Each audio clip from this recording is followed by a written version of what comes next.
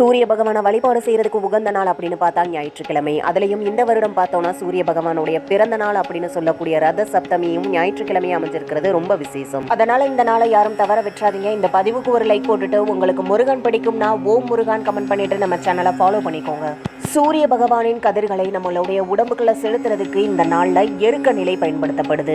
ஆண்கள் 7 எருக்க நிலைகளை தலையில வச்சுட்டு அதுல பச்சரிசி வச்சு அதுக்கு மேல விபூதி வச்சு அதுக்கப்புறமா கிழக்கு நோக்கி நின்று நீங்க தலைக்கு தண்ணி ஊத்தணும். பெண்களுக்கும் இதே முறைதான். ஆனா விபூதிக்கு பதிலா நம்ம மஞ்சள் வைக்கணும். சூரிய பகவானுடைய பிறந்த நாளான இந்த நாள்ல இந்த மாதிரி குளிக்கிறது சூரியனோட 7 வகை கதிர்களும் அன்று மட்டுமே எருக்க நிலை வழியை இழுக்கப்பட்டு விரைவில் நம் உடலில் பாய்ந்து நம்மளுடைய உடல் உபாதைகளையும் நோய்களையும் நீக்கும். இந்த நாள்ல காயத்ரி மந்திரம் படிக்கிறது ரொம்ப விசேஷம். சூரிய பகவானை நீங்க மாடியில போய் வேண்டிக்கிட்டு அன்னைக்கு சக்கரை பொங்கல் நெய்வேத்தியமா வச்சு வழிபாடு செய்யலாம். சூரிய பகவானையும் முன்னோர்களையும் நம்மளுடைய குலதெய்வத்தையும் வழிபாடு செய்வது கூடுதல் பலன்களை தர வல்லது.